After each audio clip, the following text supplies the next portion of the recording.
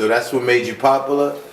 Yeah, you know, when you get into fights, you get a reputation.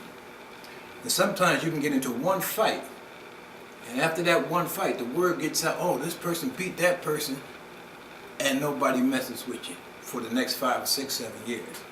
Well, I had a lot of fights, and the first fight that I can really remember was I went to this party in the 9th grade, and had a fight with this guy named Tag and Keith Robinson. And they were very popular because their brothers had a big gang, Bill Robinson. So I was at a party and Tag was bad mouthing and cursing around my lady at the particular time. And I'm like, hey man, you cursing. He didn't care. So we had to go outside and we were going to fight. I'm getting ready to fight.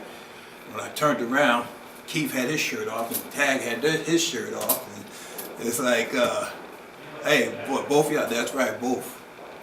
So it was no problem. I did what I had to do. When I got tired, I was snatching the antenna off the car. I used to snatch the antennas quick to pass to my older brother when they had people coming up from north to invade East Orange Party. I would hang with my big brothers and them. So I got popular with the older guys.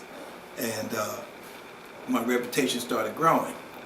Now what gets me? Back in the day, we might play basketball, the guy jumps on your back, and jumps on your back, you shoot the elbow, and the guy turns around, you turn around and look, and the guy said, you want to fight. That's the craziest thing to ask anybody. The craziest thing to ask me. I got my boys there. How can I say no? How can I say no, I don't want to fight? And then if I say that, I'm a punk. So I was the sucker punch king. The sucker punch, and James Crowley taught me the sucker punch. Because when we were about 10, 11, playing little football around, some kind of way he got mad with his little tiny self and he sucker punched me. Bah! And I looked, I couldn't hit that guy back. He's too little. But from that day on, I was a sucker punch joker. I remember a day, there was a time in my sophomore year, we were at the gym at East Orange High School, and there was time for the apparatuses in the gym. So we had to leave one side of the gym to go to the next side. So I'm the first one going through the door and somebody pushed me. And I shot that elbow back there, boom! Shot that elbow back there, and when I turned around, it was the fullback for the football team, a senior, and I was a sophomore, and his name was Eddie Donaldson. Eddie Donaldson looked at me and said, you want to fight? How can I say no? I hit that cat, pow, right on the side of his face. And all he did was say, that cat grabbed my shirt, grabbed me by my neck, man, and I'm like, ah! I screamed like a sissy. I tell you, it was like, I knew he had me. I'm like, ah! I was screaming, man, and the shirt ripped. Praise the Lord, that shirt ripped, because that guy had me, right? So I ran over to the apparatus and I grabbed the pipe, and it was Tom Dean, the coach, who was his coach, but he was the gym teacher there. That was his boy, Eddie Donaldson. And he broke that fight up. All right, the bell rings for lunch. I'm ready to go. That Eddie Donaldson said, hey, Marshall, how about me and you stay and we can finish this? I'm like, you see this pipe? That's how I'm gonna finish it, like that. And I walked out of there. Meanwhile, my boy Monty Ellis, Briscoe Belcher, runs down to the cafeteria and spread, Marshall beat up Eddie Donaldson.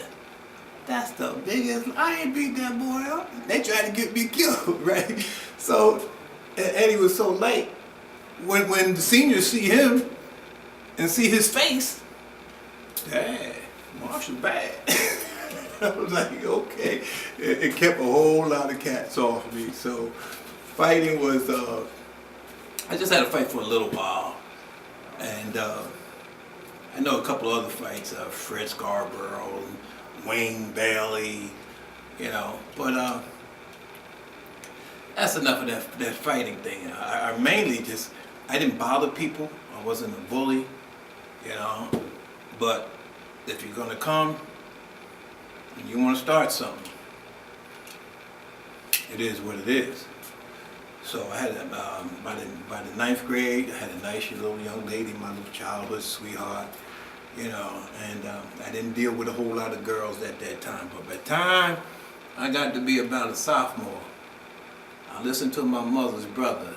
We call him Uncle Laurie. Uncle Laurie was a pimp in his days. He was a player. And me and Uncle Laurie, he would talk to me, he'd be drunk.